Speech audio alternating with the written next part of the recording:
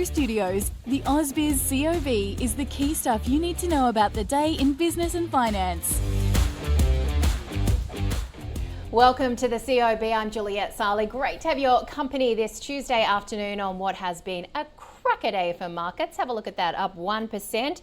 I'm sure that the President of the United States, when he gets on Truth Social later, will take a lot of credit for what we've seen in global markets. He did announce earlier today, before our market opened, that there is a tentative ceasefire between Iran and Israel. These hopes really igniting markets, sending oil lower, US futures jumping as well. We do have to point out, though, that Iran has managed to attack into Israeli airspace. We are hearing reports of a few people dead as well, and Iran has indicated that it will stop fighting when Israel does. Still, there's a lot of hope and momentum that perhaps there will be a ceasefire into effect, and that is certainly what's been powering the overall market sentiment today. Also, of course, a couple of new players, well, one old player, one new player onto the stock market today. We're talking about the relisting, of course, of Virgin Australia 5 years after it went into administration during COVID. Bain Capital selling down some of its stake and listing Virgin on the market today, and it absolutely soared on debut, at one point up by almost 10%. We also had a new gold miner as well coming onto the boards as well.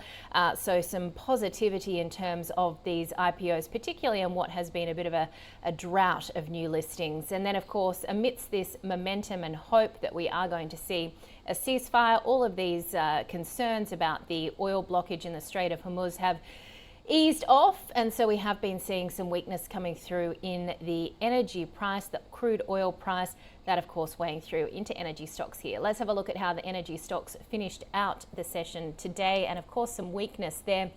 Gosh, Woodside Energy in particular, down by 7%, Crude off by almost 7% as well. Santos, of course, still the potential takeover target, down 1.4%. I'll show you where there was some buying though, and that was once again in the index leader CBA. Have a look at that, getting towards $189. Again, defying the naysayers.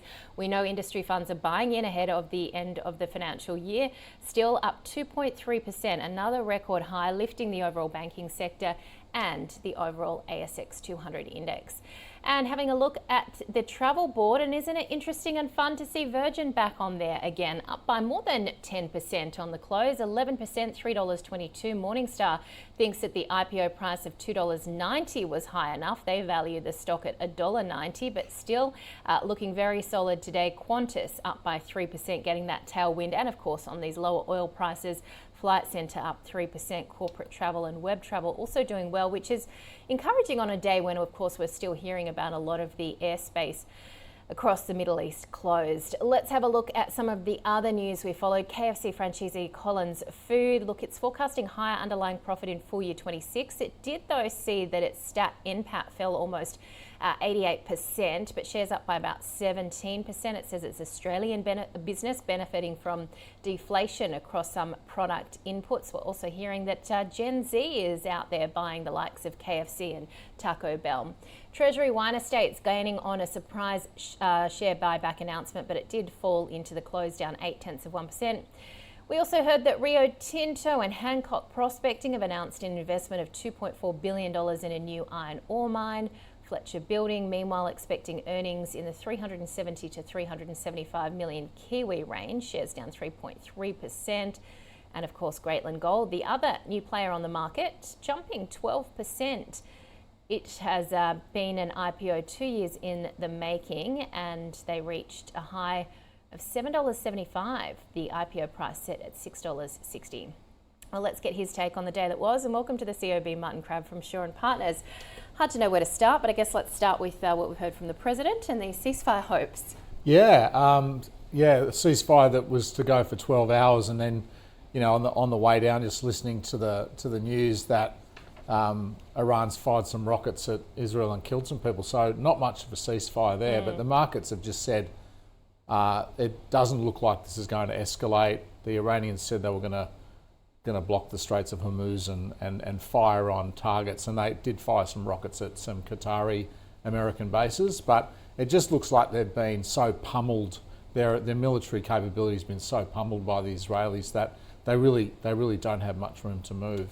So we're stepping into a world that maybe is a little bit more peaceful, and maybe a little bit of an overreaction though, Juliet. You saw the travel stocks get absolutely ripped today, and suggesting that, you know, there's nothing more to see here. The big move down in the oil price, you know, $7, $8 overnight, nothing more to see here. So the world's sort of jumped on this. We're into a peaceful environment. If you're in Dubai or Qatar and you can't get out because the airspace is closed, I'm pretty sure you wouldn't be feeling that same way. Yeah, and the ceasefire literally lasted for 12 hours, and then it was on again. So, and now all of a sudden we've got both sides accusing each other of breaking the ceasefire. So not much of a ceasefire there, but yeah, it's how fickle the market is. 1 minute it's panicking about, like over the weekend I read somewhere that some broker said oil price is going to go over $100 a barrel. This is going to cause inflation. The Fed's going to have to hike. Sell your equities. That was what was being said 3 days ago, and now it's like, oh no, it's great. Let's go and buy Virgin and Qantas and Flight Centre, and let's sell all of our Woodside. You know, it's a little bit too extreme for me. I think the truth is somewhere in the middle there. You know. All right, let's drill down a little bit more into Virgin. I think we've got some vision. Our reporter Marius was actually at the ASX when the bell rang. I mean, there has been a drought in terms of new listings. This is a company coming back to the boards. We talked about the gold player as well. Is this a bit of excitement here for the local bourse? Oh, it's just great to see an IPO. I mean, here we are sitting here in June 2025, and we're talking about 2 IPOs on one day. It's like we haven't had 2 IPOs for like years, right? So it's great to have 2 on the day. And, you know, it's a reasonable performance all through the day. So the stock came on at midday at 317, a little bit of selling, but mostly they'd be very happy with that result. Bain would be very happy with that result, because every business journo has just poo-pooed this, saying, here they are, they're coming again, they're putting this rubbishy business back out, they're loading up full of debt, it's got over $1 billion of debt in it, and they're just riding on the coattails of the PE expansion that we've seen from Qantas. So Qantas has gone from $3.50 18 months ago to $10. They're just riding on the back of that. So they got it away at an adjusted PE of 7 times. It's really 10 times. You know, good luck to them.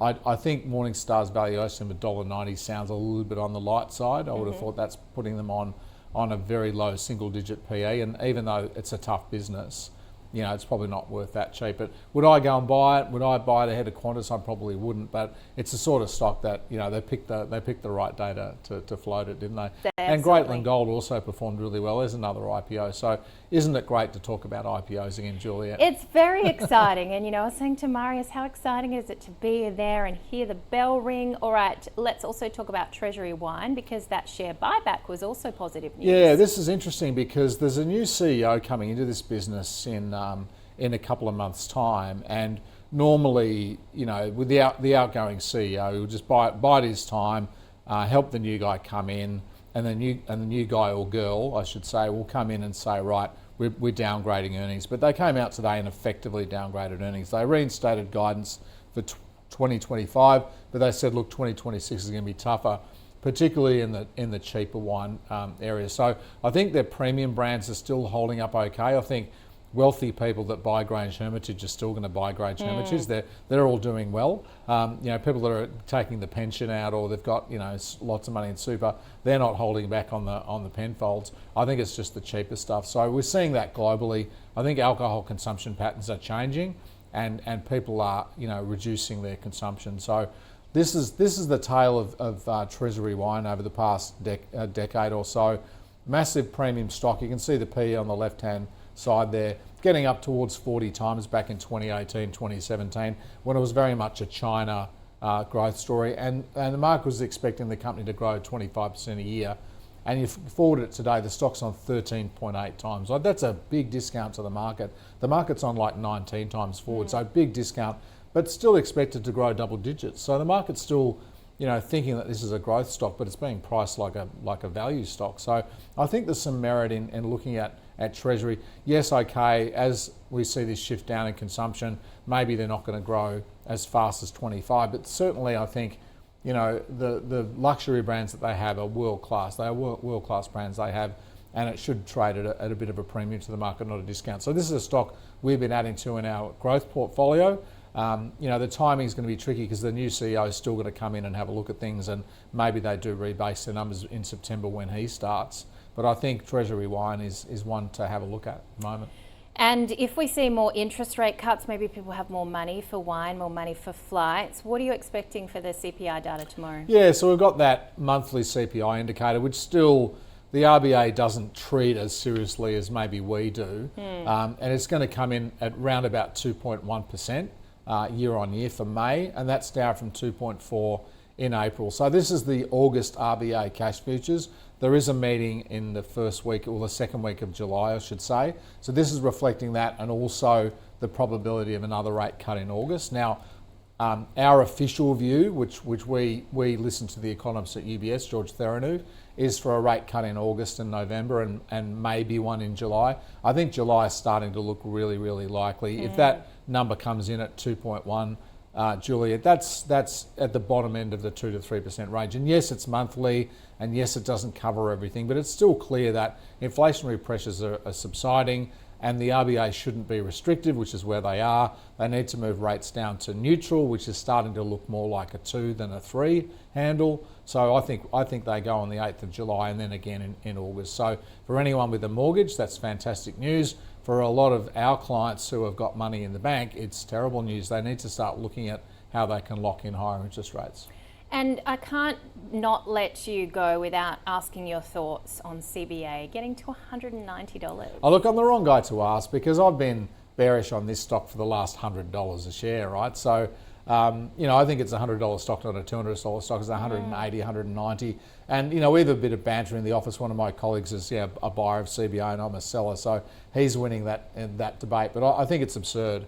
I would call the pricing of CBA absurd at $190. It's 30 times earnings, it's 4 times book. It's a bank, people. It's not a growth stock. It's not going to grow its earnings more than 4 or 5% a year. Do not buy this stock. All right, you said it, Martin. That's your thoughts. All right, thank you so much, Martin Crabb from Shaw and Partners.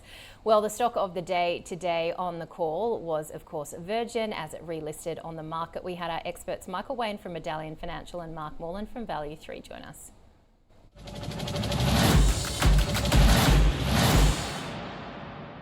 We didn't really get much. It was Okay. one of those IPOs that sort of gets presented to a lot of people, but the reality is it's very tightly held at the moment, and the allocations on offer were fairly minuscule. It's one of those companies that we think has been priced not too badly for the IPO, and that people who did get the IPO will probably get a little bit of a pop out of it. But from a longer term standpoint, is this a business I want to be holding in 6, 12 months? Probably not. Airlines generally are a terrible investment.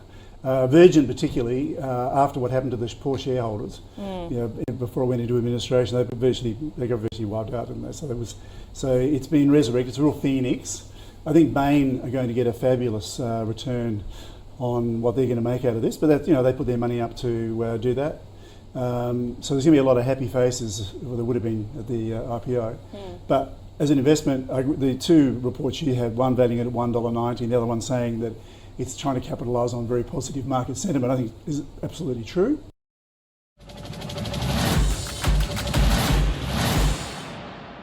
All right, not such a fan there, either of those two. Let's have a look at the after close leaders and laggards on what has been a fabulous day. Now, PLS was another company on the call today.